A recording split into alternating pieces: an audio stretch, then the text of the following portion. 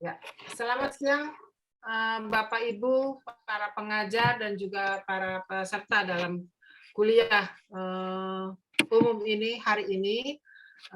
Kita akan mendengarkan ceramah dari Ibu namanya siapa ya panjangnya? Namanya panjang.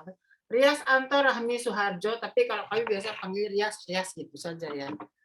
Nah, Ibu Rias lahir di Bantul tanggal 29 Juli tahun 87, baru ulang tahun kemarin ya.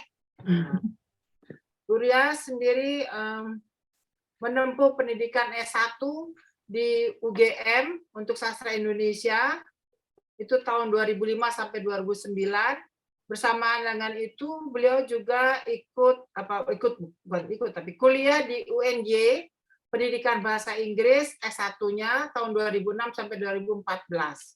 Lalu S2 mengambil ilmu sastra di Universitas Gadjah Mada pada tahun 2009 dan 2012, lalu mengambil S3 di UI pada tahun 2013 dan selesai tahun 2018. Pengalaman beliau dalam menulis cukup banyak, tetapi saya hanya bacakan satu saja, Hikayat Sultan Taburat and its view concerning diversity di penyelenggaranya CRC Press tahunnya 2019. Nah, ini makalah dalam proceeding ya. Kemudian kalau nggak salah juga ada terbit di Nova ya Bu ya. Nova mana nih? Kok nggak dimasukin Bu? Ada di Nova. buku mungkin Bu. Ya, di bawah. Oh di bawah ya. Ininya soalnya saya nggak masuk nih semua nih. Di ini oke. Nah, kemudian ada juga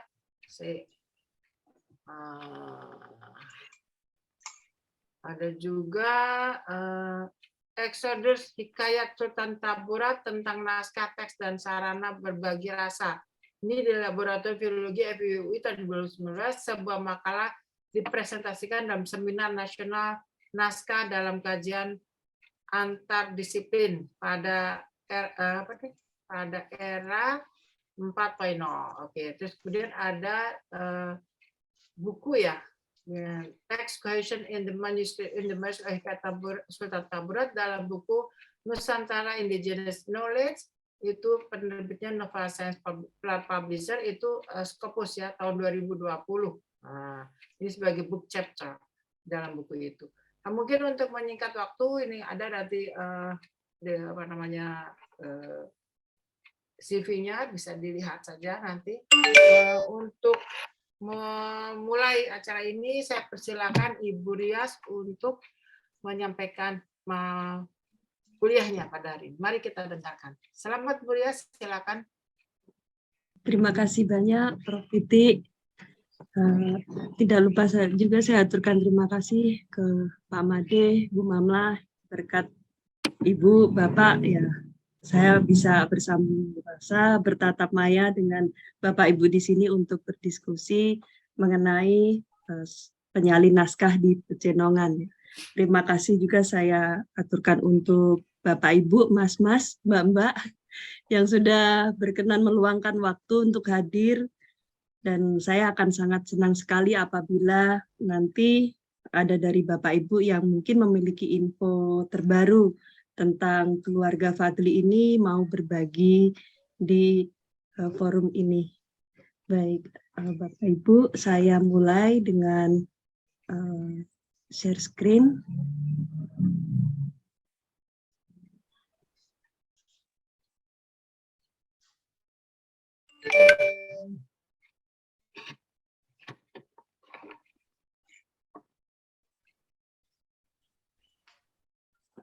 Baik, di sini saya akan membahas tentang selayang pandang keluarga Cendekiawan di Pecenongan pada akhir abad ke-19, yaitu ada Guru Cid, Muhammad Bakir, dan Ahmad Bramka.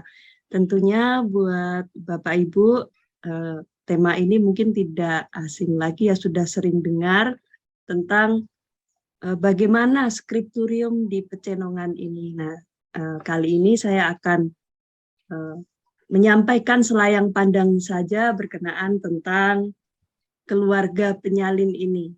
Keluarga penyalin dan sekaligus mereka adalah keluarga pemuka agama pada waktu itu. Itulah kenapa saya menyebut mereka sebagai keluarga cendekiawan. Ini salah satu manuskrip hasil salinan dari Skriptorium Pecenongan ya. Barangkali bagi Bapak Ibu yang belum familiar apa itu manuskrip, nah seperti ini ya manuskrip. Jadi zaman dulu itu ditulis tangan, belum ada fotokopi ya seperti sekarang. Jadinya semua ditulis tangan, adanya percetakan-percetakan swasta dan pemerintah yang besar. Untuk masyarakat biasa ya cenderung menulis tangan seperti ini. Nah, ini manuskrip Hikayat Sultan Taburat ya. Meskipun ini aksaranya Arab ya, tapi mohon maaf ini aksara Arab yang sudah dimodifikasi jadi aksara Jawi. Aksara Jawi itu adalah aksara Arab yang sudah dimodifikasi sehingga bisa untuk menuliskan bahasa Melayu ya. Jadi ada beberapa aksara yang dimodifikasi begitu.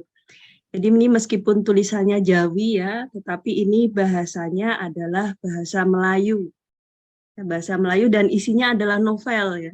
Jadi zaman dulu, ini kalau novel zaman dulu ya seperti ini gitu. Kalau sekarang sudah tercetak, rapi, covernya bagus. Nah kalau zaman dulu masih tulis tangan dan seperti ini yang digunakan, yang lazim digunakan pada masa itu adalah aksara Jawi. Nah, sebelum masuk ke keluarga di Pecenongan, saya ingin memberikan gambaran tentang bagaimana penyalinan naskah di Batavia pada akhir abad ke-19. Jadi pada masa itu di Batavia itu penyalinan naskah itu ada dua. Ada naskah yang disalin oleh pihak kolonial atau pemerintah kolonial melalui Algemene Secretary. Kemudian ada naskah-naskah yang disalin oleh masyarakat. Nah, dari dua tempat ini ini sudah beda tujuannya. Kalau pemerintah kolonial melalui Algemene Secretary itu penikmat naskahnya adalah orang-orang yang studi di Delft ya, di Akademi Delft karena mereka dipersiapkan untuk menjadi pegawai di Hindia Belanda. Oleh karena itu mereka belajar bahasa Belanda, kebudayaan dan lain-lainnya dari Akademi Delft itu. Nah, itulah yang naskah-naskah hasil keluaran Algemene Secretary. Ya, jadi sebagai bahan pembelajaran Melayu. Nah, teks-teks yang disalin pun karakternya berbeda ya. Kalau yang di Algemene Secretary ini cenderung karya-karya yang cukup punya nama ya. Jadi dan penyalin naskahnya pun diberikan gaji. Jadi mereka menyalin diberi gaji sebulan berapa begitu. Meskipun demikian mereka tidak hanya menyalin naskah sebenarnya. Mereka juga misalnya menyalin surat persuratan kemudian dan lain-lain ya. Jadi misalnya kan zaman dulu persuratan antara misalnya pemerintah kolonial dan kerajaan mana atau wilayah mana begitu. Nah, mereka juga bertugas juga menyalin membuat surat-surat tersebut. Kemudian kalau yang di masyarakat itu berbeda lagi ya, karena halayak penikmatnya adalah warga masyarakat ya. Jadi cenderung naskahnya itu digunakan sebagai bahan bacaan hiburan, sebagai ini ya, zaman dulu kan tidak ada ini ya. Jadi naskah itu waktu itu di masyarakat disewakan, kemudian dibaca sebagai bahan bacaan hiburan ya. Nah, ini kalau salah satu contohnya adalah yang nanti akan kita bahas lebih dalam, yaitu naskah-naskah koleksi Skriptorium di Pecenongan ya, keluarga Fadli. Tapi kita lihat dulu, ini dia selain di Pecenongan, sebenarnya waktu itu ya abad ke-19 itu banyak sekali ya persewaan naskah. Nah, sebentar. Jadi di Pecenongan waktu itu hanya salah satu di antara sekian banyak ini, Bapak Ibu. Jadi pada masa itu ada di Ancol, ada di Mangga Besar, Jembatan 5, Krukut, Sawah Besar, Juanda, Kuitang, Kampung Bali, Pasewaran, Kampung Pulau. Ini yang tercatat ya Bapak Ibu. Tetapi yang tidak tercatat ya mungkin masih banyak lagi.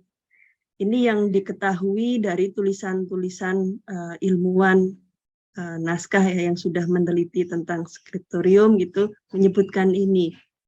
Ya, tetapi saya yakin pasti masih banyak lagi selain yang tertulis di sini.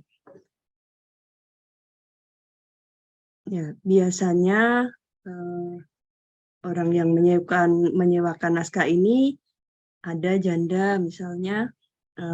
Mereka memperoleh penghasilan ya salah satunya dari menyewakan naskah. Jadi banyak juga waktu itu wanita-wanita ya terutama janda yang mengelola persewaan naskah.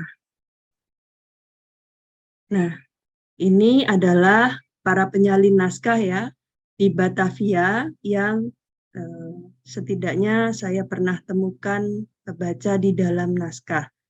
Ya tentunya masih banyak lagi ya, skriptoriumnya juga banyak ya. Jadi ada Muhammad Akil di Kampung Jawa. Nih, ada catatan disewakan oleh Muhammad Imron Yusuf di Betawi. Kemudian ada Kasim Serina di Kampung Ancol.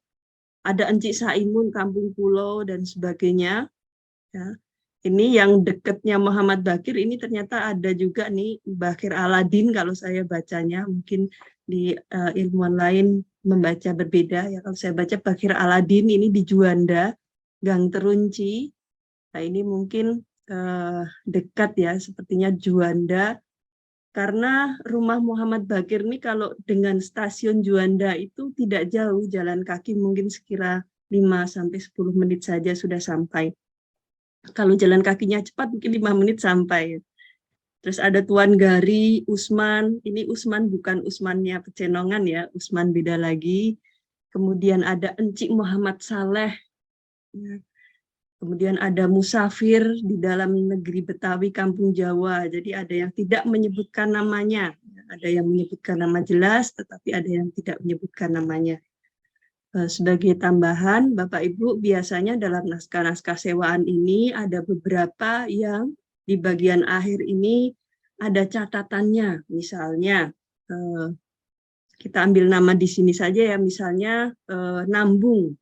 Dinambung, menyewa naskah dari tanggal sekian sampai tanggal sekian begitu.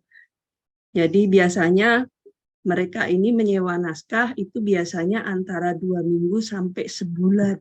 Dan sehari semalam 10 sen. Ya lumayan banyak sih.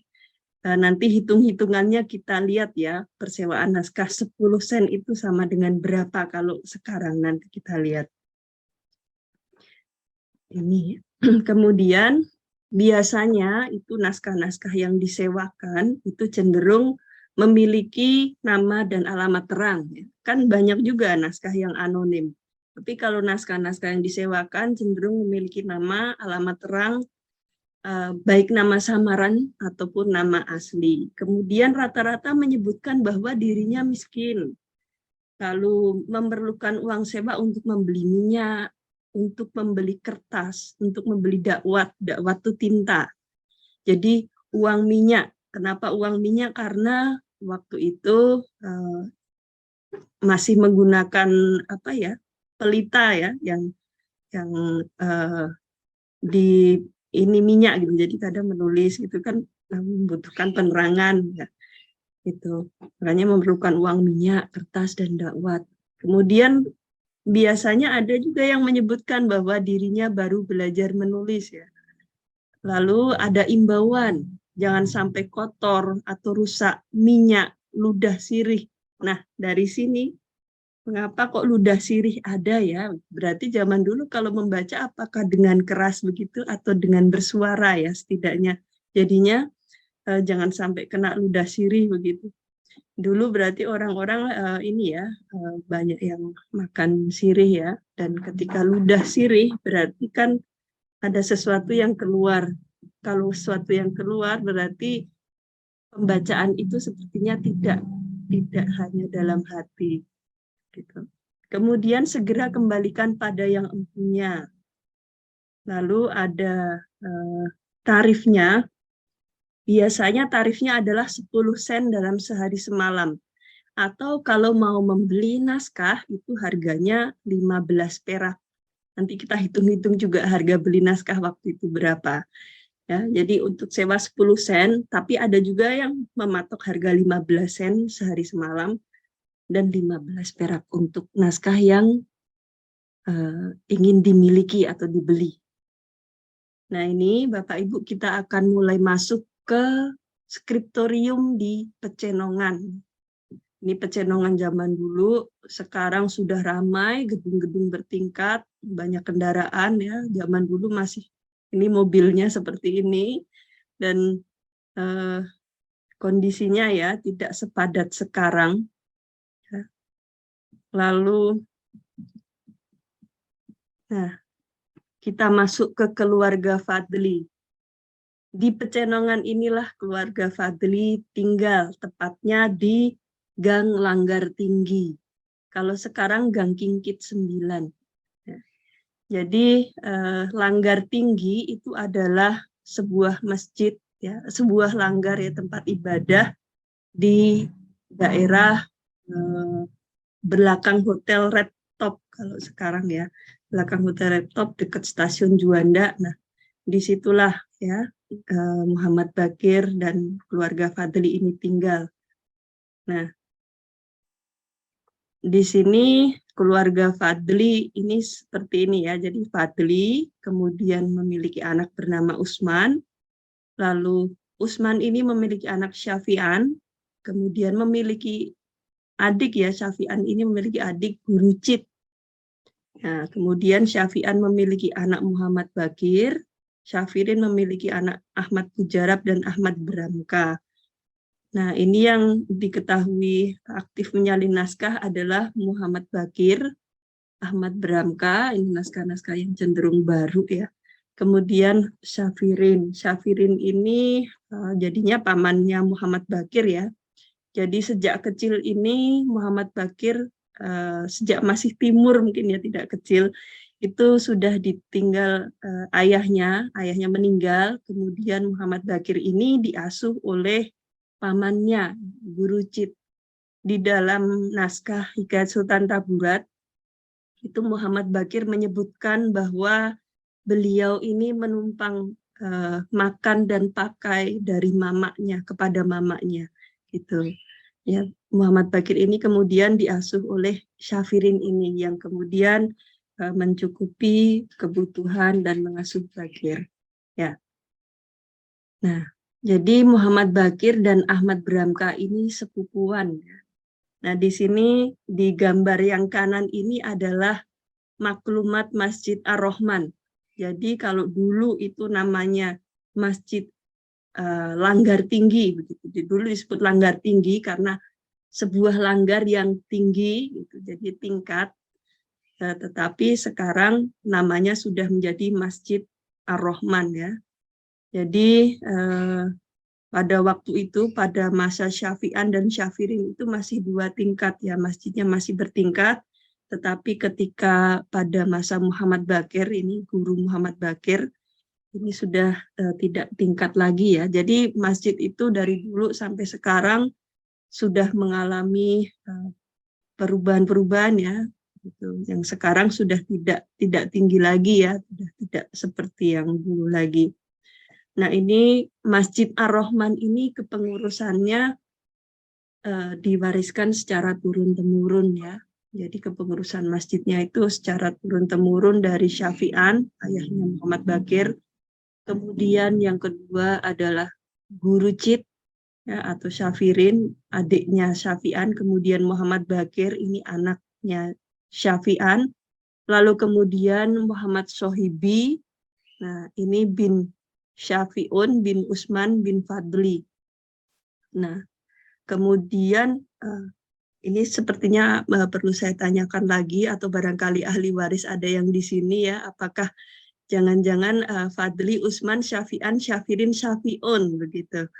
Barangkali nanti ada keluarga Fadli boleh ini menyampaikan ini.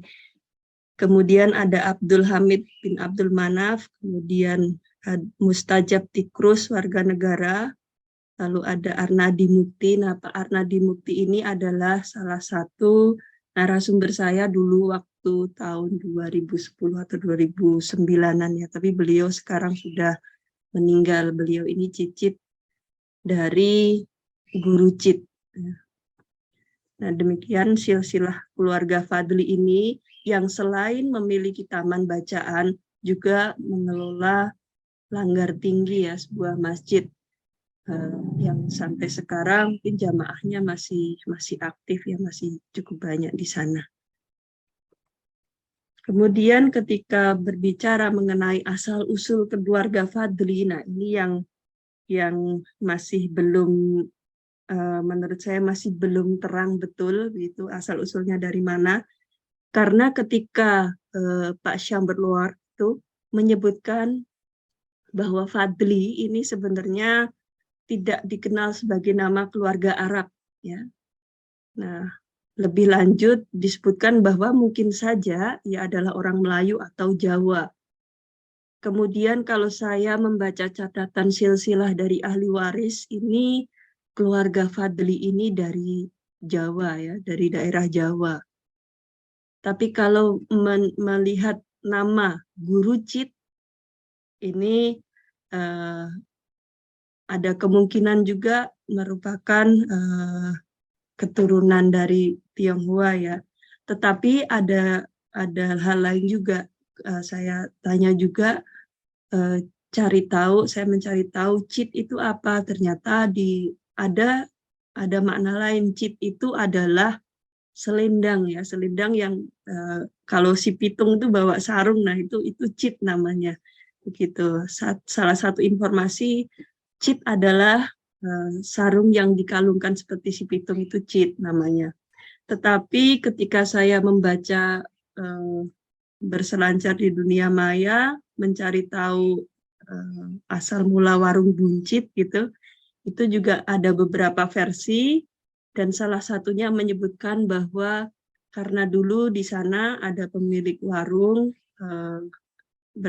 dari Tionghoa begitu, yang namanya Bun Cit.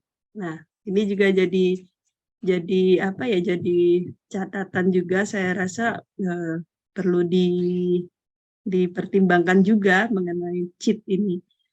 Kemudian Chamberlain menyebutkan bahwa meskipun dalam naskah itu ada tanda tangan dengan aksara Tiongkok, kemudian ada tanda tangan dengan aksara Jawa, tetapi Chamberlain menyebutkan bahwa itu bukan bukti mengenai asal-usulnya. Jadi kesimpulannya, asal-usul keluarga Fadli ini saya kembalikan kepada Bapak Ibu ya, karena ada beberapa buktinya seperti ini ya, dari Chamberlain, dari catatan keluarga, dan dari nama Guru Cit nih, begitu. Kemudian berikut ini adalah daftar naskah yang disewakan di keluarga Fadli ini dari zaman Syafi'an, ya, dari ayahnya Bakir sampai Ahmad Bramka di tahun 1900-an. Kalau saya hitung-hitung, ini ada sekitar 76-an naskah ya, yang saya kumpulkan dari katalog naskah Pecenongan dan dari catatan keluarga. Ini ada cukup banyak, kalau digabung sekitar 70-an naskah ya, yang tersebar di Perpustakaan Nasional, itu cukup banyak ya, dan sudah terhimpun dalam katalog naskah Pecenongan deskripsinya. Kemudian ada juga di Leiden, ada juga di Rusia di Saint Petersburg. Nah, ini yang menarik ya, kenapa sampai di Rusia begitu. Ini yang kiranya menjadi ini tersendiri ya. Saya iseng bertanya dengan teman saya yang dari prodi Rusia. Itu ternyata dulu memang pada akhir abad ke-19 itu Rusia dan Batavia itu punya hubungan yang dekat ya. Jadi calon Tsar Rusia pernah main ya, tanda kutip berkunjung ke Batavia dan Bogor. Nah, nanti perlu diklarifikasi lagi, ini hanya info selingan saja. Nah, begitu. Jadi inilah naskah-naskah yang tersebar di ini ya, di Perpusnas, di Leiden dan di Rusia. Banyak sekali, ada sekitar 70-an naskah. Ya, baik yang tulis maupun yang sudah cetak ya. Ini. Nah, ini ada Hikayat Arjuna Mangunjaya, Pandawa Sakti, dan cukup banyak syair ya. Syair nasihat dan syair ibarat, syair simbolik, dan juga syair-syair reportase yang ditulis oleh Ahmad Bramka. Jadi kalau disimpulkan, karya-karya dari Skriptorium Pecenongan ini berkisah tentang cerita petualangan ada, ya. Dan salah satu dari cerita petualangan yang menurut saya khas keluarga Fadli ini adalah cerita Hikayat Sultan Taburat. Jadi hikayat ini berkisah dari buyut sampai cicit begitu.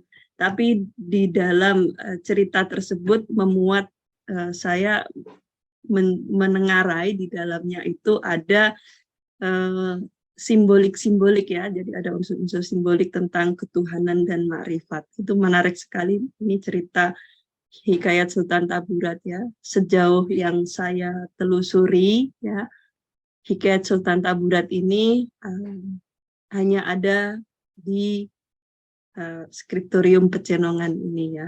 Meskipun ada yang cetakan ya, ada yang tercetak, tetapi itu sudah di kemudian ya, di tahun-tahun yang kemudian sudah 1900-an lebih ya.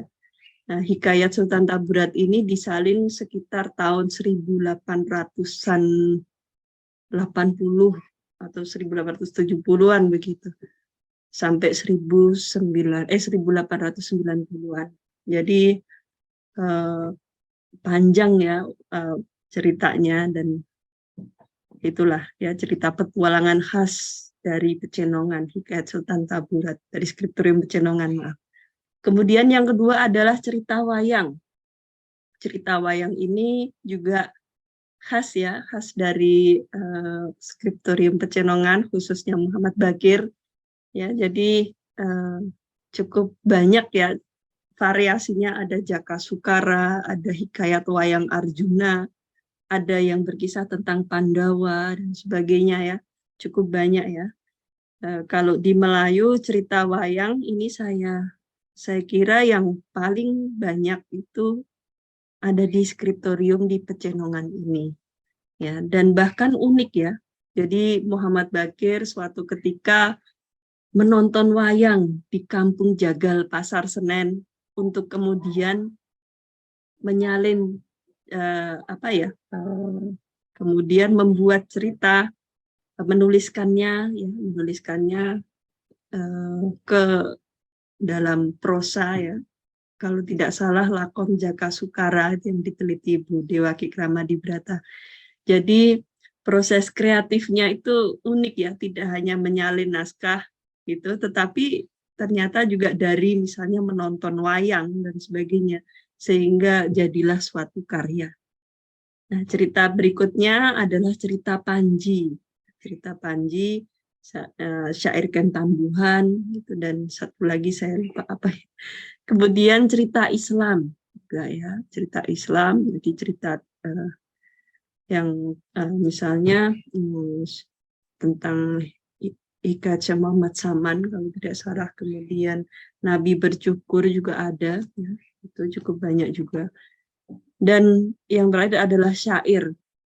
Syair ini ada dua, jadi ada yang syair simbolik, yang misalnya syair buah-buahan, kemudian ada yang syair reportase. Jadi ini yang acap kali ditulis oleh Ahmad Beramka. Jadi Ahmad Beramka ini memberikan reportase dalam bentuk syair, reportase dari hasil pembacaan beliau terhadap koran atau novel begitu. Iya, koran berarti reportase. Iya, dalam misalnya baca koran, dia menuangkannya dalam syair. Nah, kemudian selanjutnya, siapa saja penyewa naskah keluarga Fadli? Ya, kalau kita lihat di dalam naskahnya, itu ada tuan, ada baba, ada kakak, ada kawan-kawan, kemudian ada juga tuan, nona. Ya. Jadinya siapa saja, yaitu baba, tuan, nyonya, nona, kakak, kawan-kawan. Nah, perlu Bapak Ibu barangkali ada yang belum tahu, ya, baba ini adalah sapaan untuk orang Cina laki-laki. Jadi yang menyewa naskah itu banyak ya siapa saja begitu, termasuk misalnya orang sekitar situ, ya dari misalnya tuan, baba, nona. Tuan ini juga menarik ya, tapi perlu dicek lebih lanjut sih siapa yang dimaksud tuan dan nyonya ini.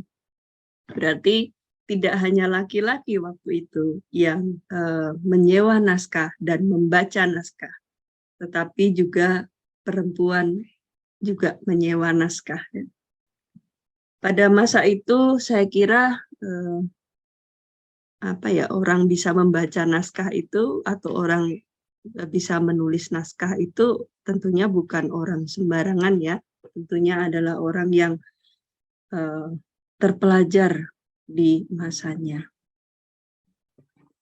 Ya, selanjutnya, nah ini yang saya bilang tadi, hitung-hitungannya bagaimana 10 sen dalam sehari semalam itu. Saya kulik-kulik, saya berselancar di dunia maya, saya temukan bahwa 1 gulden pada tahun 1916, kalau dikurs dengan harga gula, waktu saya baca itu adalah 74.200 pada bulan Mei 2015. Ya. 1 gulden itu adalah 100 sen pada tahun 1954 dan 120 sen pada tahun 1833. Nah, ini mohon maaf, ini 1854 ya, 100 sen. Kalau 1833 ini kursnya 1 gulden sama dengan 120 sen.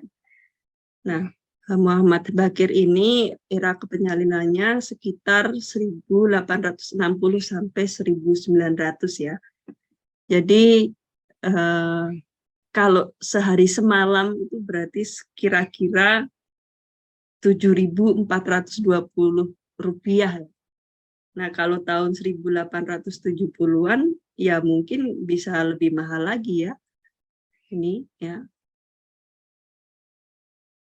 Begitu. Kemudian rata-rata orang menyewa naskah itu adalah 2-4 minggu. Ini terlihat dari catatan-catatan di akhir naskah-naskah yang disewakan ya. Ada siapa menyewa naskah, dikembalikan kapan gitu. Jadi menyewa berapa hari, berapa minggu begitu. Nah, kalau ingin membeli naskah itu harganya 15 perak. Tinggal dikalikan saja berarti 74.200 kali 15. Jadi kalau mau beli naskah pada waktu itu harganya sekitar 1 jutaan. Begitu, cukup mahal ya. Mungkin kalau sekarang sehari semalam bisa nyampe 8.000 atau 9.000 gitu ya. Sehari semalam 9.000 dikali sebulan. Nah, lumayan itu. Nah, jadi kalau begitu ketika di naskah sewaan disebutkan adalah orang yang miskin, orang yang fakir, itu saya kira hanyalah bentuk kesopanan saja ya, karena 10 sen sehari semalam dan 15 perak untuk satu naskah. Dan ketika menyewa orang itu rata-rata 2 minggu sampai sebulan, itu saya kira lumayan ya, apalagi naskahnya puluhan begitu. Ya, kemudian keluarga Fadli ini memiliki sebuah langgar yang cukup besar dan berdiri sampai sekarang, ya. Kemudian memiliki usaha persewaan naskah yang cukup besar, gitu. Jadi apakah benar-benar keluarga Fadli ini miskin? Gitu. Saya rasa saya kurang yakin ya, karena kalau dilihat dari ini tentunya bukan keluarga yang fakir ya, tetapi entah juga ketika akhir abad ke-19 di mana tradisi tulis ini tergeser oleh tradisi cetak ya. Jadi pada akhir abad ke-19 itu tradisi cetak bermunculan ya, sudah masif ya, bermunculan banyak bulan serempak gitu. Dan tradisi tulis ini dengan kelemahan-kelemahannya ini perlahan tergeser dengan sendirinya. Tradisi cetak ini jelas, dibaca jelas, bisa dimiliki, harganya murah, dan juga ceritanya misalnya hikayat Robinson Crusoe, hikayat Jan Pieter Zoon-Koon, itu merupakan cerita-cerita yang segar, jadi lekas banyak peminatnya. Selain itu juga upaya pemerintah kolonial untuk mendirikan sekolah eja dan baca, gitu. Jadi cukup terbayang bagaimana kondisi taman bacaan keluarga Fadli ini pada akhir abad ke-19 yang sampai akhirnya beberapa naskah diberikan ya, dijual ke Batavia Genootschap kalau tidak salah. Jadi dijual ke pemerintah kolonial ya. Barangkali karena sudah tidak terkejar lagi ini laju tradisi cetak ini. Nah, kemudian ketika dalam naskah keluarga Fadli menyebut baru belajar menulis, saya kira tidak demikian juga ya, karena beliau ini adalah bisa disebut pemuka agama ya. Bahkan dalam satu naskah menyebutkan bahwa Muhammad Bakir ini adalah tukang ajar anak mengaji. Jadi saya rasa hal-hal seperti ini adalah bentuk kerendah hatian dari para penyalin naskah di keluarga Fadli. Nah, ini yang saya sebutkan tadi, hikayat Sultan Taburat yang merupakan salah satu ya, kalau menurut saya sih bukan salah satu juga ya, inilah gitu cerita khas dari Skriptorium Pecenongan, salah satu produk dari Skriptorium di Pecenongan. Nah, ini khas ya ceritanya, terdiri dari 9 naskah yang ceritanya ini sambung menyambung ya, berkisah tentang petualangan dari Sultan Taburat hingga cicit Sultan Taburat. Bahkan saya penasaran, sepertinya masih ada tokoh lagi di atas Sultan Taburat, yaitu Nurhadan. Ada hikayat Nurhadan, tapi di Rusia sepertinya, jadi masih terbuka ya penelitian tentang ini. Jadi kalau saya melihat hikayat Sultan Taburat ini merupakan naskah teks canon, kalau boleh saya bilang, teks canon milik Skriptorium di Pecenongan ya. Ya, ini cerita khasnya.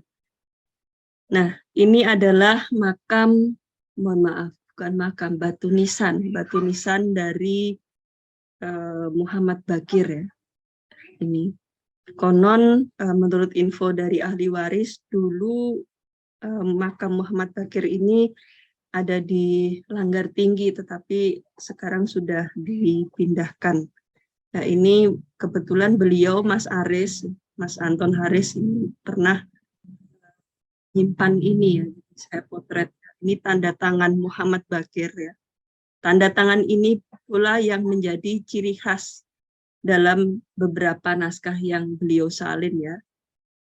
Nah, Ini Muhammad Bakir bin Syafi'an Usman Fadli, Pecenongan. Ya. Nah, kesinambungan naskah-naskah Hikayat Sultan Taburat. Jadi tadi kan saya sebutkan ada 9 naskah ya. Jadi urutannya itu kira-kira seperti ini ya. Kalau mau membaca secara runut itu dari ML 183A atau 257A. Terus kemudian ini ada jadi ini tuh seperti ini ya, cerita di waktu yang sama tetapi tokohnya beda. Ini dari tokoh A, ini dari tokoh B. Ini menarik, saya rasa ini suatu hal yang menarik ya, bagaimana cerita disusun secara berseri ya. Karena pada umumnya naskah-naskah pada waktu itu jarang yang ditulis secara berseri. Biasanya satu naskah itu memuat satu cerita selesai. Tetapi kalau Hikayat Sultan Taburat ini tidak. Jadi ada berseri ya, dari awal sampai akhir, dari berkisah tentang Sultan Taburat sampai cicitnya Sultan Taburat. Nah, ini menarik. Barangkali ini adalah salah satu strategi dalam persewaan naskah. Ya, kalau sekarang cerita berseri gitu. Nah, dalam Hikayat Sultan Taburat itu disebutkan bahwa tujuan utamanya adalah tamsil sebagai ibarat dan sebagai pengajarannya. Ini saya cuplik dari beberapa naskah ya, dari naskah 258, 183D, 258, 183A dan sebagainya, 183E gitu. Jadi di dalam naskah ini adalah berisi tentang pengajaran, jadikan tamsil. Jadi ini adalah sebuah cerita, gitu. Jadikan ibarat sehingga menjadi pelajaran. Ini pesan Safirin bin Usman bin Fadli, ini guru Cid. Hikayat akan berfaedah bagi yang berakal dan akan membawa pengaruh buruk kepada yang bebal. Jadi tampaknya keluarga Fadli ini memiliki memiliki kesadaran untuk memberitahu kepada para pembaca naskahnya, para penyewa naskahnya, bahwa hikayat itu akan berfaedah bagi yang berakal dan akan membawa pengaruh buruk bagi yang bebal. Jadi jadikanlah hikayat itu sebagai tamsil, jangan diterima mentah-mentah, ibaratnya seperti itu. Jadi dari keluarga Fadli ini sudah ada kesadaran untuk memberitahukan hal-hal semacam itu kepada pembacanya. Nah, ini adalah periode penyalinan naskah, ya. Periode penyalin naskah, maaf. Jadi yang pertama Guru Cid Safirin ini, Guru Cid, kemudian Muhammad Bakir, lalu kemudian Ahmad Bramka ya. Guru Cid ini pada sekitar paruh kedua abad ke-19. Kalau Muhammad Bakir ini sekitar paruh akhir abad ke-19. Kalau Ahmad Bramka ini adalah sekitar tahun 1900-an ya, jadi udah baru ini. Dan tradisi cetaknya ini sudah kerasa sekali di Ahmad Bramka ini, persinggungannya dengan tradisi cetak. Nah, ini adalah beberapa tanda tangan ya dari Guru Cid ya. Ini macam-macam ya, tapi bentuknya macam-macam. Tetapi kalau Bapak Ibu membaca ini namanya Cid gitu. Jadi stilir dari kata Cid. Banyak sekali variasinya. Ada yang seperti ini ya. Nah, ini Guru Cid Safirin. Kemudian kita akan membahas tentang Muhammad Bakir ya, dan ciri khasnya itu adalah gambar-gambar ilustrasi yang cukup mencolok ya, saya bilang, karena gambar-gambar itu cukup jelas terlihat ya, Nah, seperti ini. Misalnya ini adalah gambar dua anak jin, namanya Bahrun dan Bahrin. Ya, tidak hanya yang ditulis ya, tetapi juga yang ditempel. Nah, di sini kalau Bapak Ibu lihat, meskipun gambarnya tidak jelas ya, ini adalah gambar dua anak ya, dan di sini diceritakan cicitnya cicitnya Sultan Taburat ya sedang bermain. Ini diberikan gambar tempel ya. Dan pada naskah ini itu disebutkan barang siapa yang mengopek gambar-gambar yang ada dalam naskah ini gitu akan sakit mata atau apa begitu. Karena mungkin untuk menjaga kecenderungan orang yang akan mengambil gambar-gambar itu ya. Jadi karena ini gambar tempel ya. Gitu. Nah, kemudian ciri khas Bakir yang kedua adalah si tokoh ini bisa berbicara kepada pembaca atau penyalin. Nah, misalnya seperti ini. Jadi Bakir ini punya gaya narasi yang interaktif ya. Jadi tokoh cerita itu dapat menjalin komunikasi dengan yang mengarang dan yang membaca di dalam teks ya. Seperti pertunjukan dalam seni pertunjukan rakyat ya. Ya, kalau boleh saya sebut misalnya seperti lenong ya. Kalau di lenong itu kan si tokoh ini bisa berbicara dengan para penonton ya.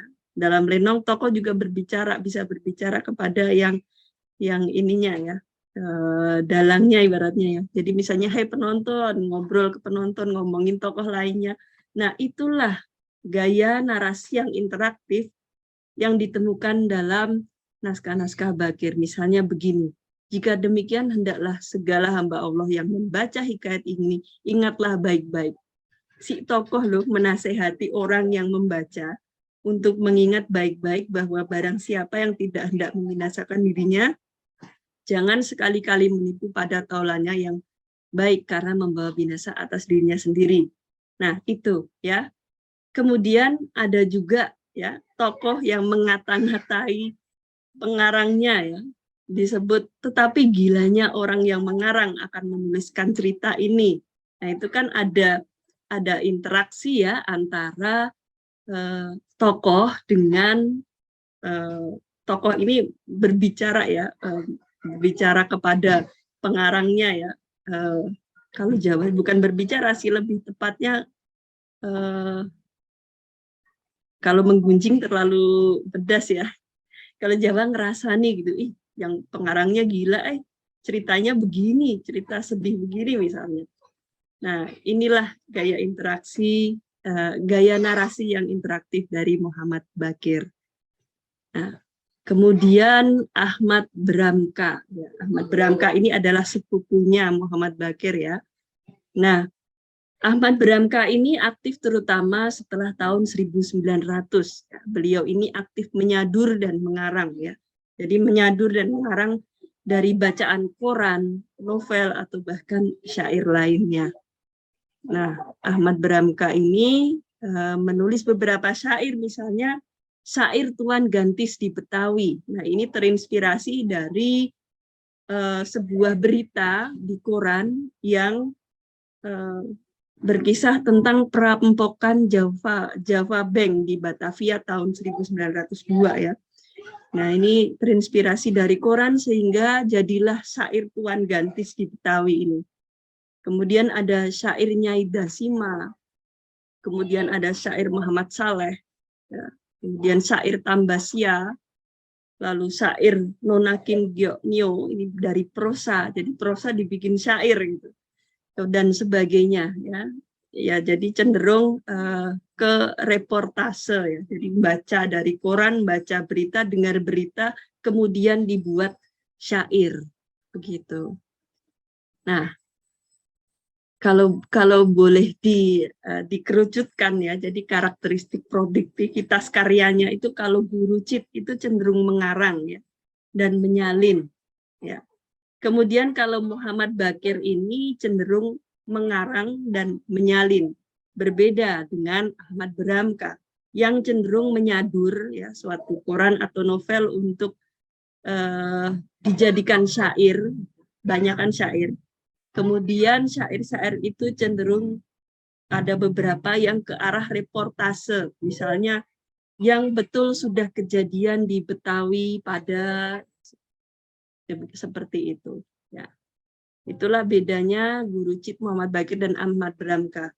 Karena begini Bapak Ibu, posisinya Muhammad Bakir dan Ahmad Bramka ini hidup di masa transisi ya, transisi dari tradisi tulis menuju tradisi cetak. Nah, kalau Muhammad Bakir ini masih lebih cenderung ke tradisi tulis ya, meskipun beberapa isinya itu ada yang mengadaptasi misalnya pola-pola dari tradisi cetak atau buku. Kalau Ahmad Bramka ini cenderung lebih ke tradisi tulis sih, tetapi sudah inspirasinya itu sudah dari misalnya koran atau novel atau bahan tercetak lain begitu.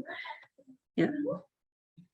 Nah, pada akhirnya seperti ini Bapak Ibu. Jadi di Batavia itu akhir abad ke-19 itu dinamis ya.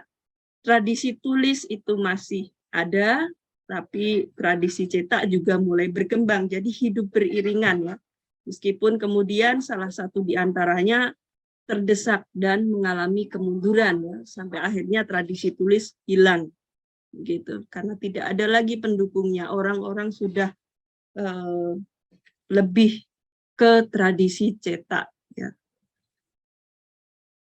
Dan berikut ini yang terakhir dari saya Bapak Ibu, saat ini keluarga Fadli itu mungkin sudah tidak dikenal lagi di kalangan masyarakat Pecenongan ya. Akan tetapi gaungnya itu masih ada pada tulisan-tulisan ilmuwan seperti Pak Ondi Chamberlain dan Bu Dewa Kikramadibrata, Jumsari Jusuf, Bu Mujizah dan lain sebagainya.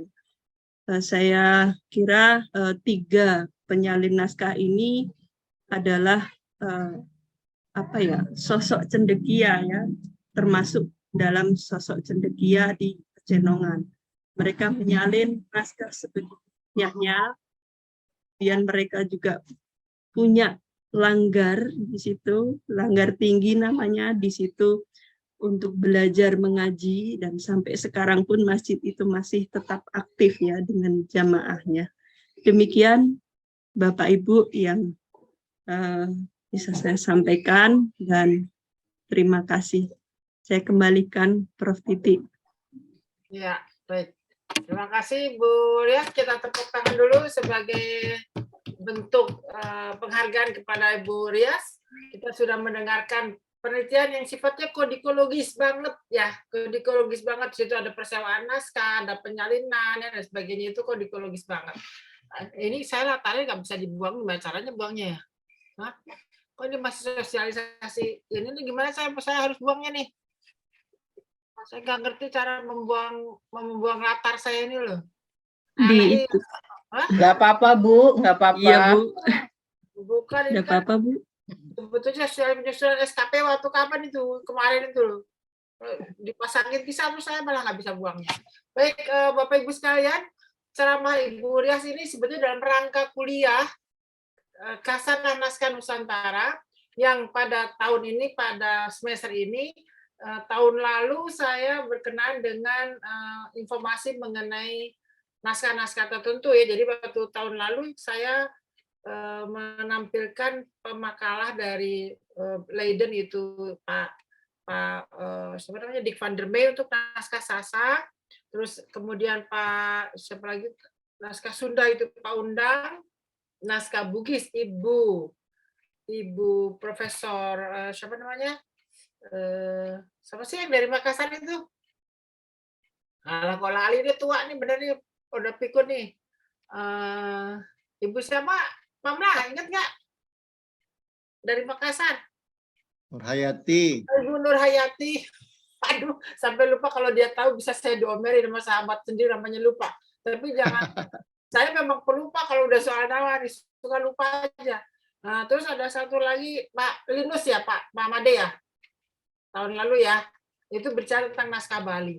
Jadi untuk tahun ini topiknya adalah tokoh dalam manuskrip. Jadi siapa aja yang berkepentingan atau siapa aja pengarang tokoh-tokoh yang menulis naskah, menjadi naskah yang berkenaan dengan manuskrip. Dan saya minta Ibu Rias memang tentang manuskrip Betawi, karena disertasinya beliau tentang manuskrip Betawi. Nah, Bapak Ibu sekalian, sekarang tiba saatnya untuk berdiskusi dari apa yang sudah disampaikan Ibu Rias tadi. Mungkin ada pertanyaan atau sanggahan atau informasi baru, silakan. Saya persilakan. Bisa langsung saja bertanya kepada Bu Rias dan langsung dijawab, Bu, supaya tidak lupa. Kalau saya emang pelupa sih. Nah, kalau Bu Rias masih muda, nggak lupa, bisa ditampung. Oke, Bapak Ibu sekalian, mahasiswa terutama dua orang mahasiswa kita, Pak Mas Ragi dan Kang Eman. Aduh, ini kesayangan, kan cuma dua mahasiswanya laki-laki. Silakan bertanya atau wajib bertanya. Kemudian juga kalian silakan bertanya. Saya persilakan langsung saja kepada Bu Rias. Monggo.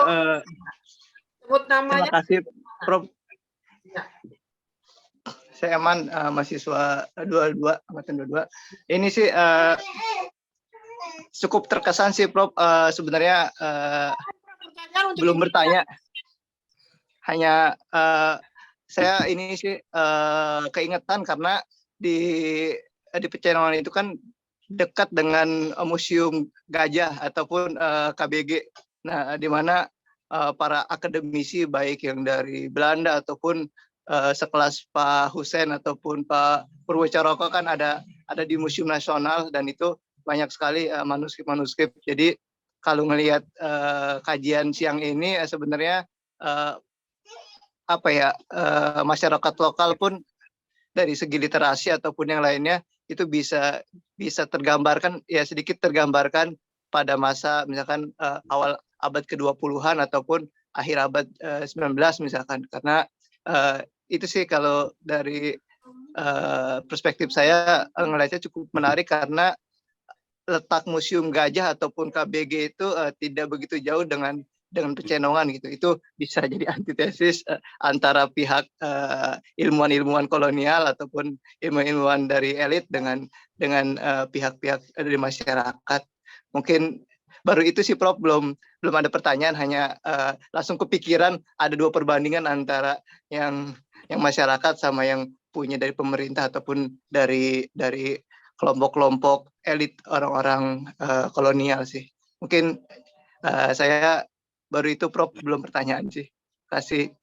Iya, tapi bukan ke saya. Silakan Ya. bertanya kepada Ibu Rias. Iya, Bu Rias. Kenapa pada hari ini kan Ibu Rias, bukan saya. Ya. Saya nggak tahu tentang dunia itu. Oke. Baik, terima kasih Pak Iman. Ada lagi yang lain saya mau tanyakan, silakan. Ragil udah bangun kan? Udah nggak jet lag lagi kan? Udah, Prof. Ini lagi menyusun kalimat dulu biar kelihatan mahasiswa S2 beneran nih, Prof. Jet lag ya? Jangan enggak kok, enggak. Oke, enggak jet lag. Oke. Silakan Ragil, ini mahasiswa S2 juga, sama-sama Eman, dua orang mahasiswanya. Kapan-kapan ketemu nanti kita.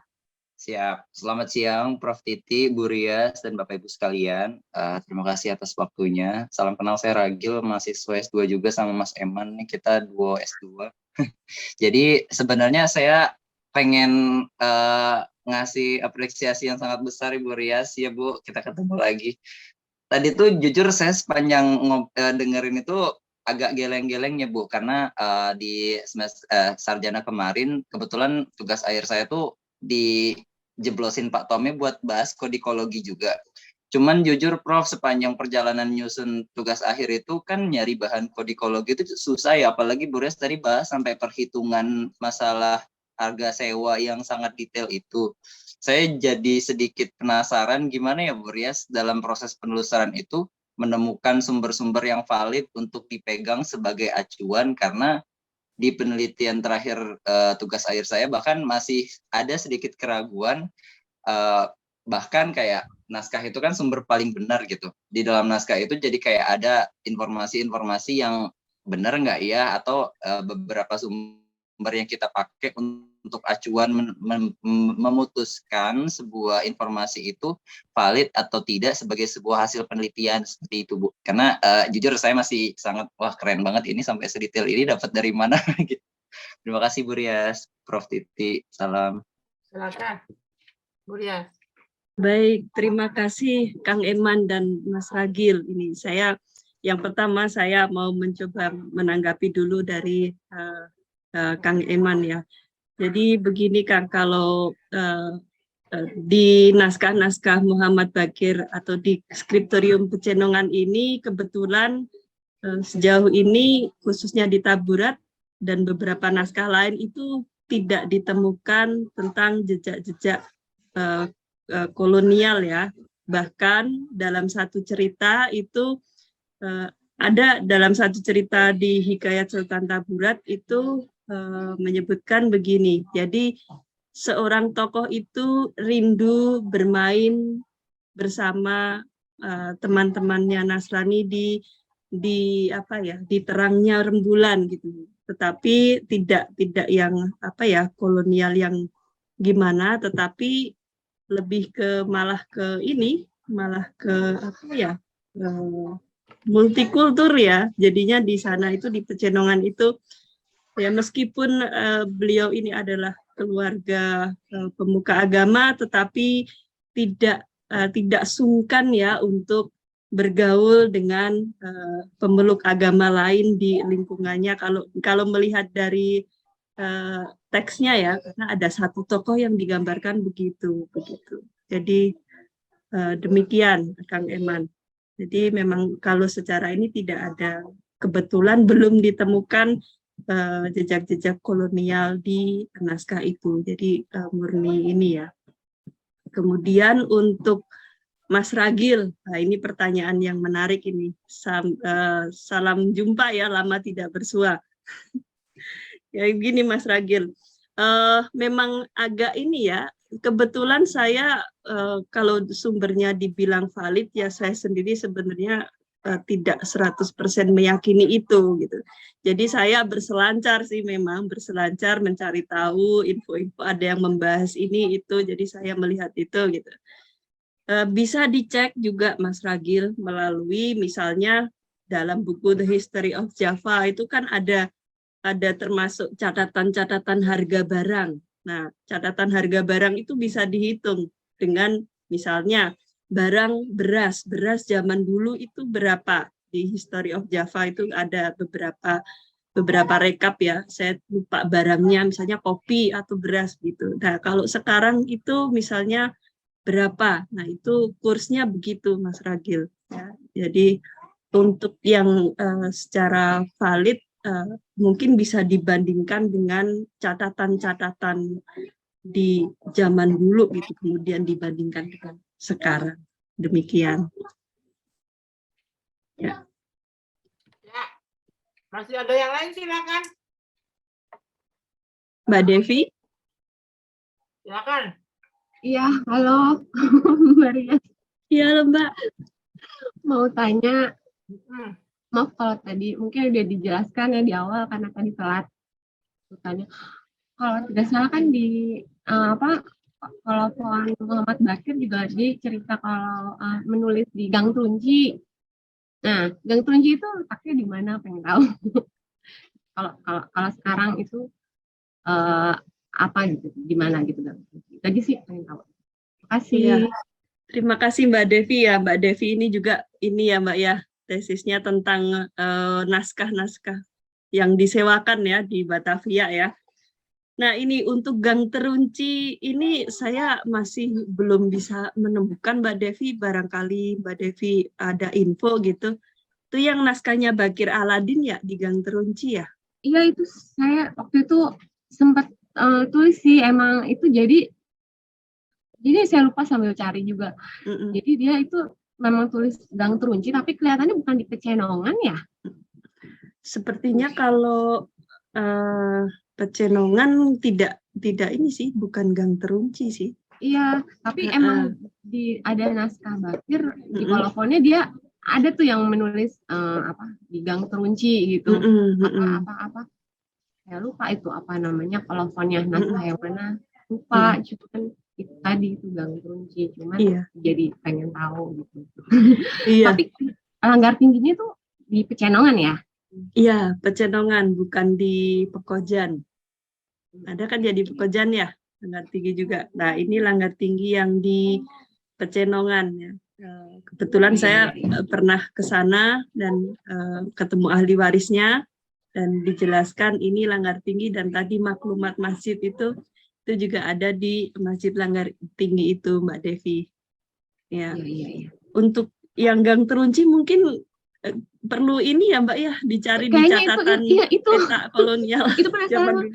Soalnya di naskah Betawi yang saya teliti kemarin itu kan memang banyak naskah sewaan yang ditulisnya sama penyalinnya itu di Gang Terunci gitu. Terus juga pas saya lihat ada kolofon Muhammad Bakir yang juga menyebut Gang Terunci, jadi saya pikir apa ketika itu tuh Gang Terunci kayaknya jadi pusat penyalinan naskah atau penyewaan naskah gitu, karena banyak yang muncul dari Gang Terunci. Itu kayak menarik kalau ditelusuri sih Gang Terunci.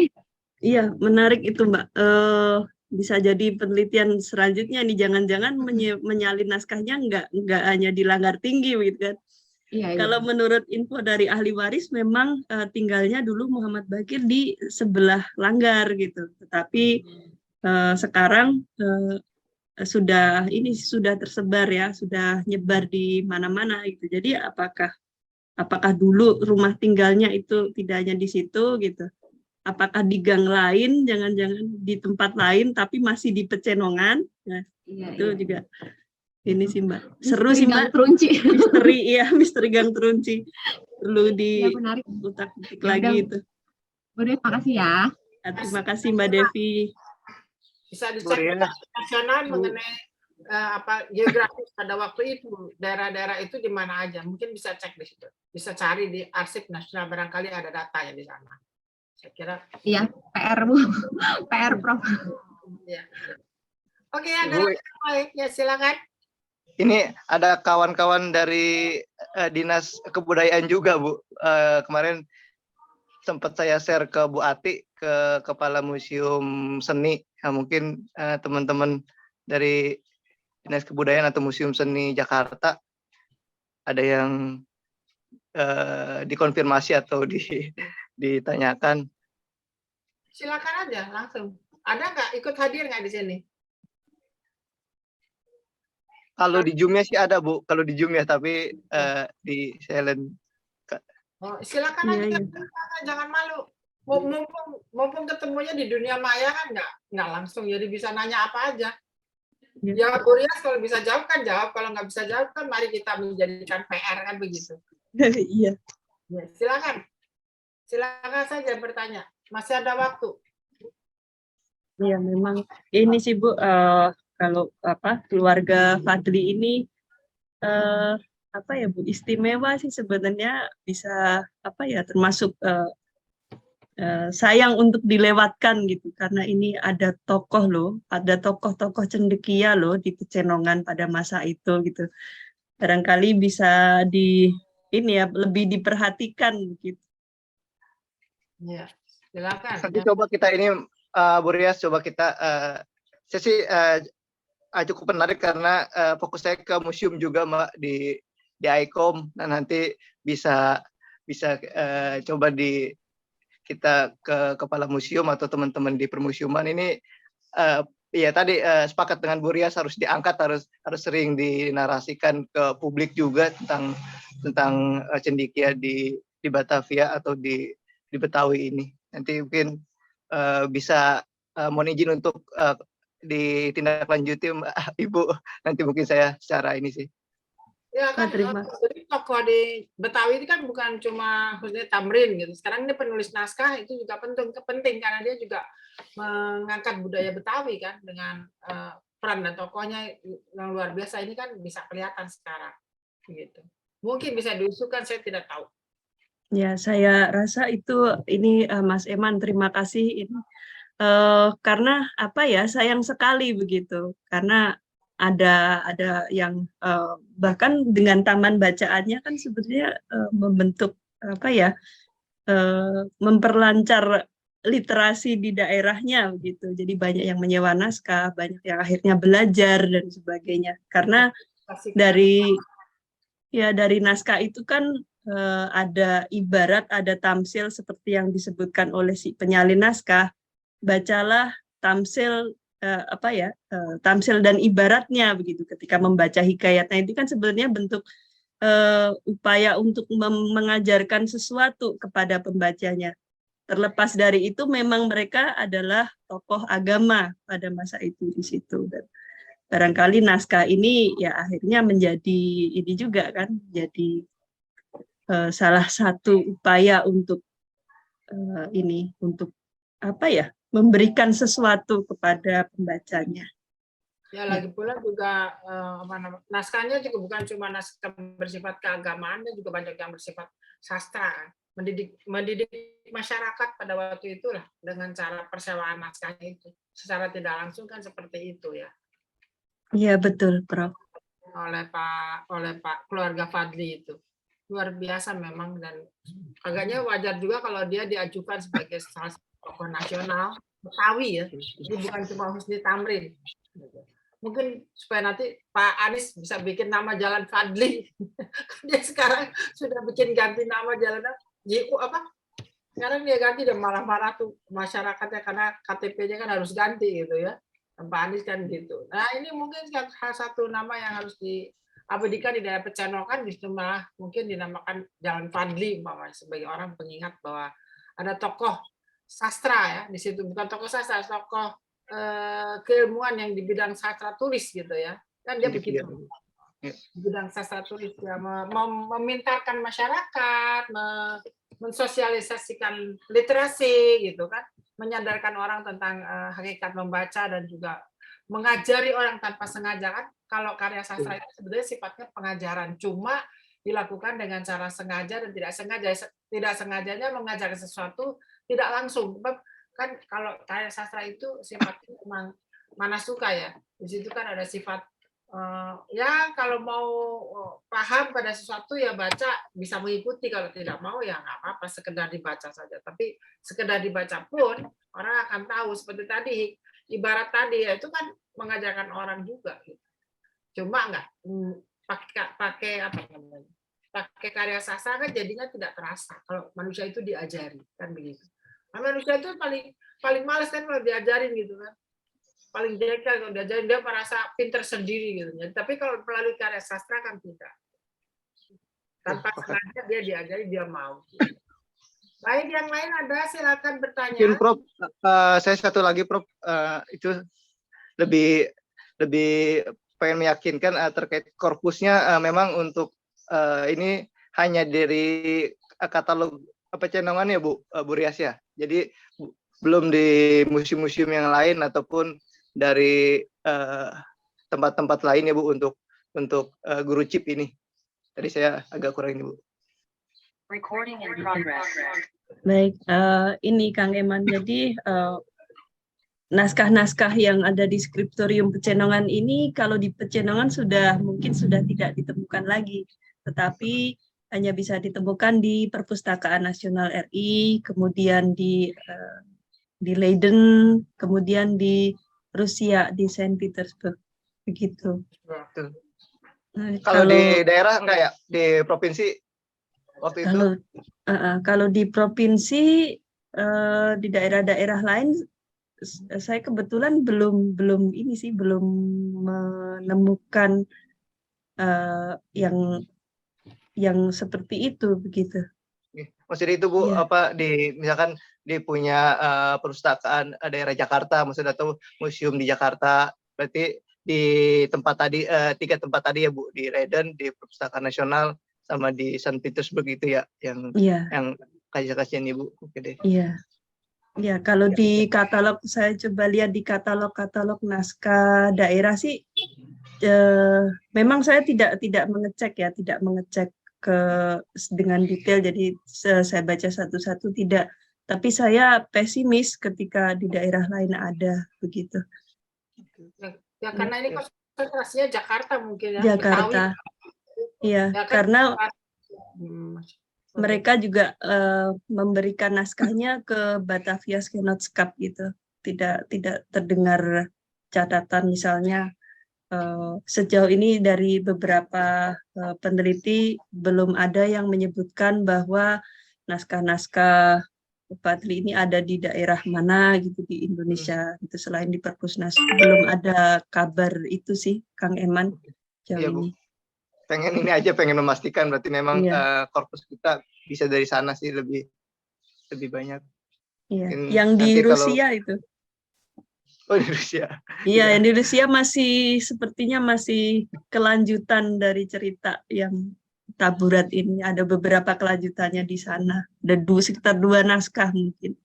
Karena itu kan Bu, kita kan sister city dengan Moskow sih, sister city-nya antara Jakarta dengan Moskow itu sister province. Nah itu kalau kemarin tahun lalu 1 atau 2 tahun lalu kan ada patungnya Gagarin yang di taman, saya lupa nama tamannya, di dekat Blok M lah situ.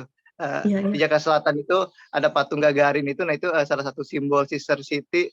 Nah saya kira kalau karya Pak Fadli ini, keluarga Fadli ini ada di sana, sebenarnya bisa secara tadi cendekia bisa jadi bahan yang diulas juga. Makanya nanti izin buat coba kita sowan Bu ke teman-teman di pemerintah daerah sih, saya pengennya.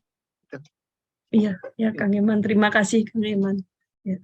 Ini karena sayang untuk dilewatkan keluarga ini begitu.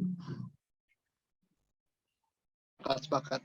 Ya, aset Pecenongan ini. Tetapi masih kalau sekarang kan terpendam ya, tidak ini lagi. Betul. Kayak tadi kalau saya tadi di awal benar Bu Rias, jadi langsung ke perbandingannya tentang ke KBG itu gitu, Batavia Genesop itu, karena di akhir abad 18 mereka bikin perkumpulan cendekia ataupun orang-orang elit yang ada di Batavia ini, dan banyak kajian-kajian, dan salah satu atau 2 orang maestro kita Pak Hussein dan Pak Purbo Coroko kan emang di situ juga akhirnya di Museum Nasional lah akhirnya sekarang. Nah itu dan lokasinya tidak begitu jauh dengan Pecenongan gitu. Itu jadi suatu hal yang perlu dinarasikan ulang gitu. Kembali bahwa orang lokal ataupun yang warga-warga masyarakat biasa pun punya narasi yang bagus untuk literasi yang lainnya. Mungkin itu sih. Terima kasih. Terima kasih Kang Eman. Ya, saya sepakat Kang. Itu karena ternyata juga di masyarakat umum, di masyarakat tanda kutip tampak awam ya, itu ternyata di situ juga ada sesuatu yang ada berlian-berliannya begitu. Kalau boleh saya bilang. Ya. Kayak istilah itu Bu tadi dengan al-fakir ya, saya uang lampu, uang apa itu kan sebenarnya tadi saya sih ngelihatnya lebih kerendah hatinya mereka sama tadi kebudayaan Pekinang kita kan di museum banyak sekali koleksi-koleksi kita tentang kayak kacip lah untuk pemotong gambir ataupun buah-buah yang digunakan menyirih itu. Nah sebenarnya ini bisa kita relate lagi dengan tadi bahwa di peminjaman buku ada klausal jangan sampai ada bekas-bekas sirih tadi gitu. Nah ini jadi sesuatu yang mengingatkan lagi kebudayaan kita yang dulu, karena mungkin sekarang di Indonesia Timur ataupun di Jawa orang-orang sepuh masih pada nyirih mungkin kalau kita ke kampung, tapi dulu mau cowok mau cewek mungkin kebudayaan menyirih itu ya kayak makan min mungkin sekarang biar seger atau biar ngemil. Nah itu bisa buat kita bisa flashback lagi ke akan datang. Makanya tadi saya bilang wah ini keren juga kalau kolaborasi dengan museum kan, karena kehidupan yang di awal abad 20-an ataupun di akhir 19 ada cendekia seperti itu, dan klausal-klausal peminjaman buku seperti itu kan ya udah termasuk yang keren, jangan sampai robek, jangan sampai apa gitu. Itu Bu, tadi saya langsung relate ke museum sih karena basicnya di museum, jadi wah ini dengan budaya menyirih kita, budaya ini, karena di Museum Nasional banyak banget yang dari emas, kayak tempat-tempat meludah itu ada yang dari emas, ada yang pemotong buah dari emas itu. Nah ini tadi saya pas Bu Rias bilang ya ada klausel tentang jangan sampai ada bekas menyiri ya tadi tidak dibaca dengan hati doang ya, karena dia novel mungkin dia bisa aja Iya. bisa rame-rame dia bisa aja rame-rame dengan tadi asumsi saya sih kalau kita orang awam untuk mengeluarkan uang segitu agak berat kalau buat orang umum misalkan, tapi kalau pecinta buku ataupun orang-orang yang senang baca buku mungkin worth it juga. Itu sih Bu, tadi kesannya wah, langsung keingatan kemana-mana Bu. Iya, iya, Kang Eman. Apalagi Muhammad Bakir ini dalam karya-karyanya itu kadang kontekstual begitu. Misalnya seperti orang-orang pendayung, ya intinya seperti para pengayuh sampan di Marunda misalnya begitu. Oh berarti dulu orang naik sampan begitu, di Marunda banyak sampan dan sebagainya. Jadi banyak hal kontekstual dalam cerita-cerita atau naskah-naskah di Pecenongan ini gitu. Ada lagi misalnya saya pernah membaca minum kopi sudah diseduh berkali-kali sampai ini. Berarti zaman dulu kopi itu diminumnya diseduh, diminum, diseduh lagi, diminum kayak teh gitu. Nah, hal-hal kecil semacam itu kalau kita jeli sebenarnya mengandung informasi yang menarik gitu untuk saat ini. Terus air gehu gitu. Zaman dulu ada air gehu, air tahu dijual dan sebagainya.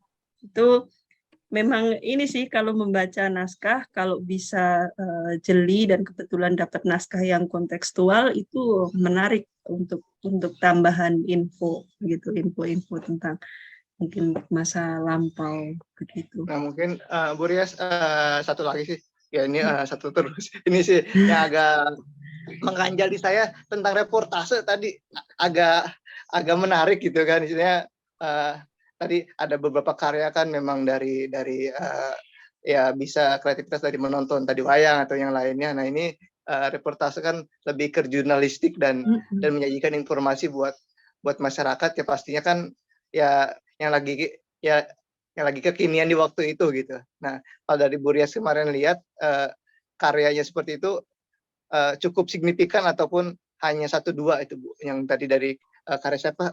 Saya lupa tuh untuk yang reportase. Ahmad Bramka ya. Oh, iya, Bramka. Ahmad Bramka. Ini kalau Ahmad Bramka ini memang agak spesial Kang Eman ya. Jadi dia itu berangkat dari membaca koran misalnya perampokan gitu dan sebagainya. Dia mengikuti itu cerita itu dan akhirnya dibuatlah syair. Jadi serupa melaporkan ulang ya tentang kejadian yang dia baca di koran. Nah, reportase begini serupa juga dengan Abdullah bin Abdul Qadir Munshi ya misalnya yang bilang kalau Abdullah bin Abdul Qadir Munshi benar-benar menyaksikan kebakaran di Kampung Gelam, kemudian beliau akhirnya menulis syair Kampung Gelam Terbakar. Nah, kalau Ahmad Bramka cenderung dari bacaan, ya, dari koran, dari informasi berita-berita yang dia dengar, gitu, atau bahkan ya itu sih cenderung ke koran sih kalau reportase. Tapi ada juga yang dari novel disyairkan. Nah itu memang bukan reportase ya.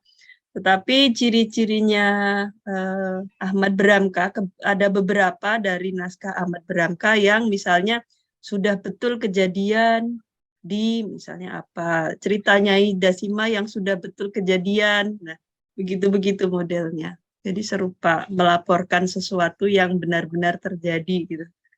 Jadi kayak reportase begitu, Kang Iman.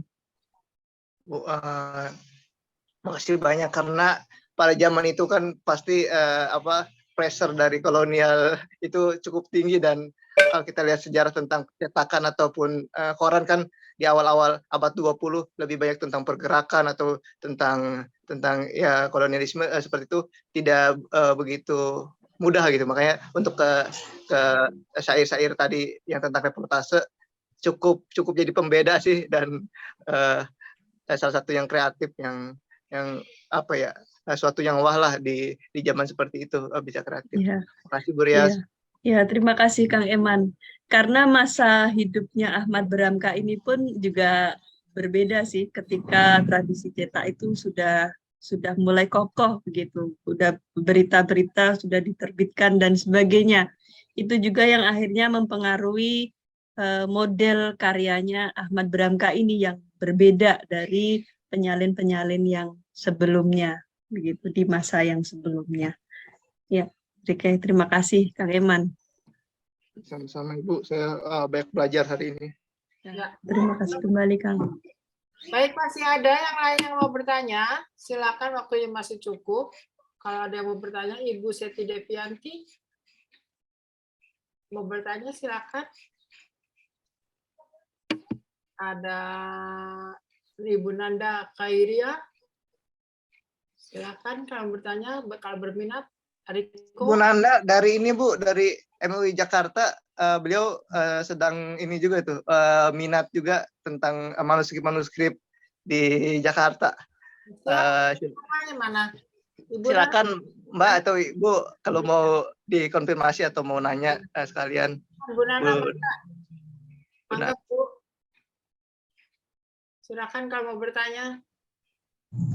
Mumpung ada tokoh yang bisa. Ya, terima kasih Ibu. Cuma saya kebetulan lagi bawa kendaraan Ibu, jadi saya hanya menyimak aja dan mengapresiasi ini hasanah baru buat saya. Jadi tambah ilmu lagi ini dari Prof. Kebetulan Prof saya pun alumni UI juga, cuma saya di SKSG di PKN Prof tahun 2017. Oh begitu. Wah, ya. selamat. Iya, kebetulan ini saat ini sedang menyusun memang materi-materi untuk bikin buku terkait bagaimana kiprah ulama Betawi dalam ideologi politik di Jakarta begitu. Iya. Ya, baik, terima kasih Prof. Saya kira itu saja karena masih di jalan. Terima kasih sekali, hati-hati ya di jalan ya. Oke. Assalamualaikum. Waalaikumsalam warahmatullahi wabarakatuh. Ya, masih ada yang lain Bapak Ibu sekalian yang ingin disampaikan kepada Ibu Rias? Prof mau menanggapi yang Bu Nanda, Prof? Ya, silakan. Ya, ini sepertinya keluarga Fadli ini boleh menjadi salah satu yang perlu ditengok barangkali nanti Bu Nanda, karena keluarga Fadli ini dulu keluarga pemuka agama ya pada waktu itu, dan sampai sekarang pun masih ada jamaahnya di sana di Masjid Langgar Tinggi itu. Barangkali bisa masuk salah satu list yang nanti akan dikunjungi mungkin begitu. Demikian Bu Nanda, Prof. Titi. Ya, terima kasih. Masih ada yang lain yang ingin disampaikan Bapak Ibu sekalian? Tadi ada Pak Riko, Bu. Pak Riko mau tanya tadi di chat. Silakan aja Pak Riko. Boleh pakai chat kok kalau ragu-ragu bertanya. Ya, selamat sore Bu Rias, Prof. Titik dan semuanya. Saya Riko, mahasiswa UGM bimbingan. Saya bimbingan Pak Sudibyo, Prof. Oh, bimbingan Pak Sudibyo. Ya, kebetulan untuk tugas akhir saya itu saya sedang membahas transformasi salah satu karya Bakir, yaitu Hikayat Wayang Pandu, Bu Rias. Dan ini juga yang ingin saya tanyakan, ini mungkin semacam mengonfirmasi tapi juga ingin menanggapi ya Bu.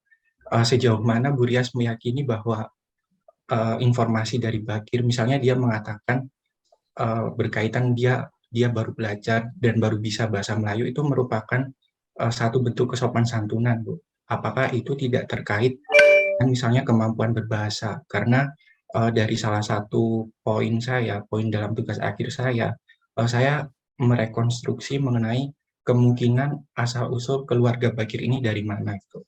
Karena kalau misal saya mengutip sumber dari tulisan Pak Ongri dan Bu Dewaki, menurut Pak Ongri kemungkinan dari Jawa, dan itu juga dari salah satu sumber, misalnya Fadli itu memiliki nama Tegal Arum ya Bu. Dan itu kemudian oleh Pak Dibyo saya diminta untuk menelusuri teks historis, dan kemudian saya menemukan bahwa Tegal Arum ini kemungkinan itu merupakan salah satu nama Tegalwangi atau Tegal Arum, tempat kematian Sunan Amangkurat, Sunan Amangkurat yang sudah di luar daerah Forsten London. Nah ini masih ada satu lagi, saya sampaikan lagi atau dijawab dulu ya Ibu? Boleh sekalian, Mas Riko.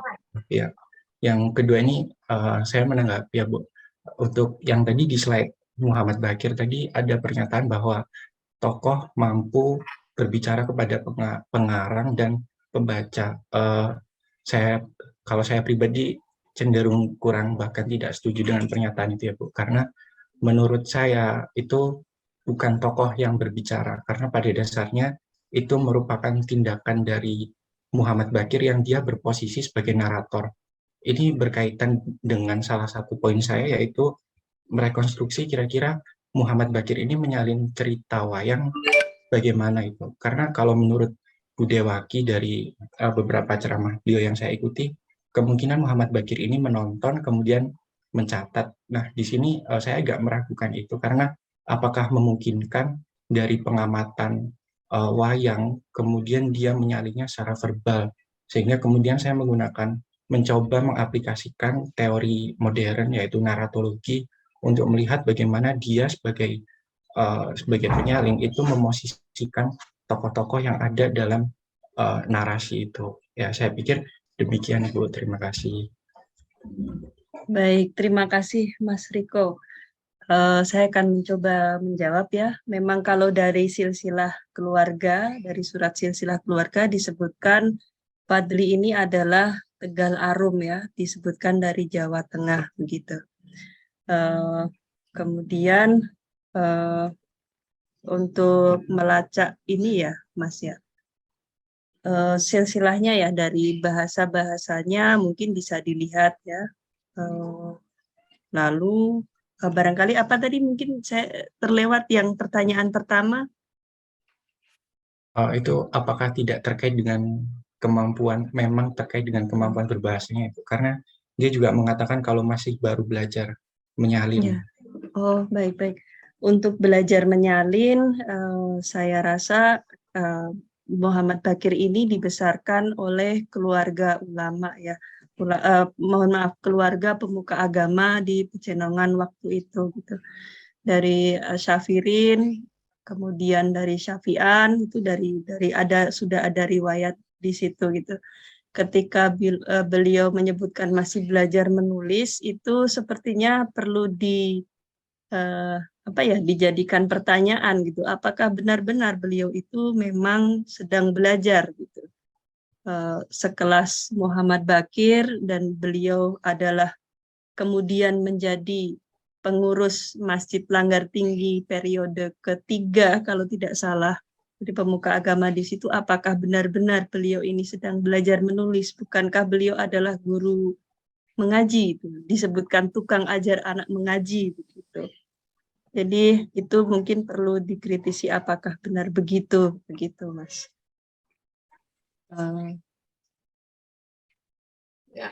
Selanjutnya mungkin ada lagi yang pertanyaan pertama Mas Riko tadi. Pertanyaan pertama sudah, Bu. Sudah ya. Ya. Jadi sepertinya perlu dikritisi karena itu barangkali merupakan seperti adab ya, adab kesopanan dalam menulis naskah sewaan di Melayu. Nah, itu mungkin perlu didalami juga apakah itu adalah benar-benar adab atau memang itu memang mereka benar-benar tidak bisa, maksudnya apakah benar-benar mereka baru belajar menulis gitu. Tetapi rata-rata di naskah sewaan beberapa menyebutkan bahwa dirinya sedang belajar, membuka persewaan naskah dan bilang masih belajar. Nah, itu sepertinya perlu ditinjau ulang untuk yang pertama. Kemudian yang kedua, di sini yang berbicara adalah tokoh ya, meskipun itu memang kalau secara teori kita menyebutnya itu memang naratornya ya, tapi kalau kita lihat secara apa yang terlihat jadi di bagian luarnya, itu memang tokoh-tokoh yang berbicara kepada si pengarangnya. Jadi kalau saya jarang menemukan yang seperti ini, jadi bagaimana bisa tokoh-tokoh di dalam teks ini berbicara kepada khalayak di luar teks, di luar naskah bahkan begitu. Meskipun mungkin itu pengarang di dalam teks ya, dan itu adalah khalayak pembaca di dalam teks. Tetapi ketika orang yang membaca itu membaca teks itu, berarti kan apa ya? Agak tergelitik tidak sih ketika misalnya kita membaca, "Hai pembaca, kamu gini-gini loh," kan kaget juga. Nah, itu yang unik dari Bakir ya. Jadi saya berbicara memang di tataran luarnya yang antara tokoh dan pembaca di luar teks, bagaimana tokoh itu berinteraksi ya, mencoba berinteraksi dengan orang-orang di luar ceritanya, ke pembaca dan ke pengarang. Kalau saya tanya balik ini ke Mas Riko, pernahkah menemukan yang seperti itu? Mungkin di naskah-naskah lain menjadi info juga buat saya. Sepertinya sih ini.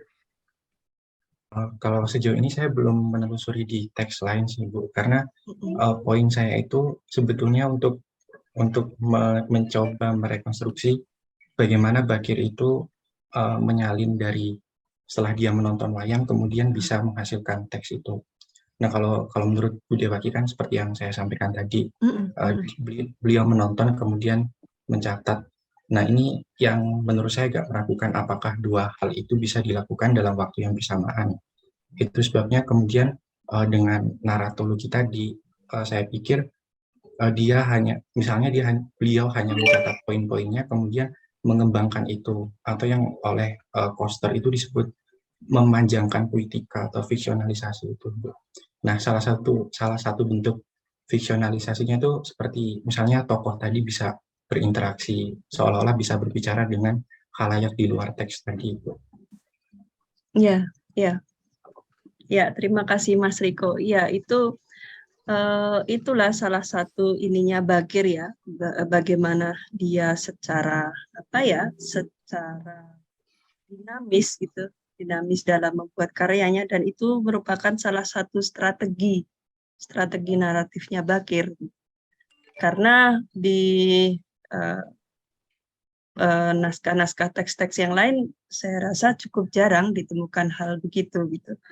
Bahkan untuk teks-teks modern sekarang ya itu juga jarang. Nah, saya curiga ini terkait juga dengan mungkin ya memang antara ini ya dekat juga dengan tradisi lisan ya, mungkin kesenian rakyat waktu itu. Kalau saya lihat seperti lenong, Mas, pola-polanya itu mirip lenong ya, begitu.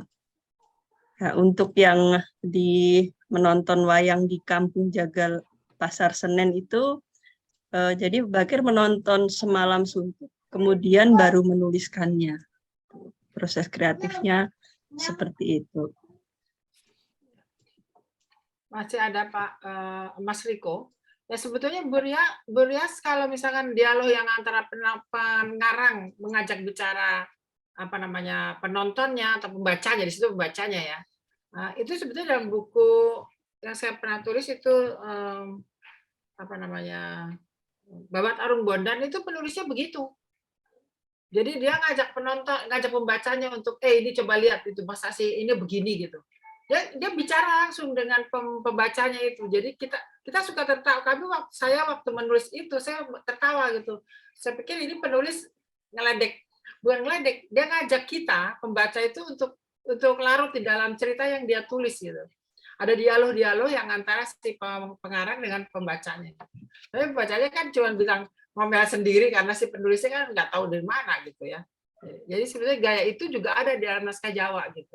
Nah, saya tidak tahu apakah itu pengaruh dari luar gaya seperti itu ataukah bagaimana, karena situ Betawi ya, yang satu Jawa ya.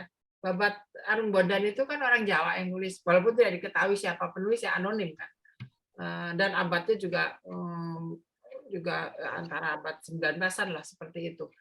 Nah, jadi ya memang gaya seperti itu sudah ada, dan kita tidak tahu mana yang saling mempengaruhi atau apakah pernah membaca gaya-gaya seperti itu, atau saya kira itu kan bukan suatu kekhasan masing-masing, tapi ternyata itu menjadi satu ciri mungkin dari era yang sama gitu. Saya nggak tahu, mungkin pengarang-pengarangnya itu si Muhammad Bakir, kalau ini jelas namanya Muhammad Bakir, atau si pengarang Muhammad Arumur. Mungkin di dalam sastra Bali juga ada yang seperti itu, saya nggak tahu Pak Made yang banyak menekuni sastra Bali, apakah ada juga tokoh pengarang yang juga mengajak bicara pembacanya gitu, saya nggak tahu.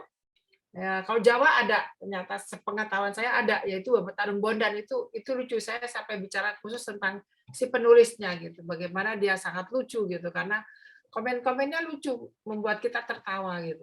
Dia mentertawakan si tokoh di dalam cerita dan kemudian mengajak bicara kepada pembacanya. Itu kan menarik ya, gaya yang lucu itu. Saya nggak tahu itu apakah itu dari dunia barat, saya nggak ngerti cara seperti itu. Saya belum menekuni, kan bukan dunia sastra modern, kan bukan bidang saya gitu ya. Jadi saya tidak menekuni itu. Tapi itu ada dalam Babat Arung Bondan. Jadi bukan suatu hal yang khas Bakir mungkin, tetapi untuk Betawi barangkali ya, karena sebelumnya kan belum pernah ada dan sesudahnya juga tidak ada. Jadi menjadi ciri khasnya Bakir, tetapi ciri khas Bakir itu ternyata juga ada di dalam naskah Jawa. Nah, sekarang kita tinggal lihat apakah dalam naskah Sunda, naskah Bali, atau naskah lain juga ada gaya seperti itu. Mungkin Pak Made bisa kasih pandangan, Pak Made? Masih ada nggak? Abi Marda mungkin bisa memberi masukan, kan naskah-naskah dari Merbabi Prabu ada yang seperti itu tidak, atau bagaimana buat bandingannya? Ini Mas Abi ada nih, hadir nih. Halo. Sebelumnya terima kasih Bu Rias, Prof. Titi, terima kasih. Terima kasih Riko. Terima kasih kembali Mas Riko. Sukses. Semangat untuk tulisannya. Nah, iya. Sebentar lagi selesai ya. Ya. Baik Bapak Ibu, kalau memang tidak ada lagi, ini jam 4 kurang 10, mungkin kita tutup dan kita ucapkan terima kasih kepada Ibu Rias yang sudah menyampaikan informasi penting untuk kita semua mengenai penulis naskah Betawi, yang mungkin 1-2 orang ada, tapi banyak orang belum tahu atau tidak tahu. Baik, terima kasih. Kita tutup dengan alhamdulillah dan tepuk tangan meriah untuk Ibu Rias.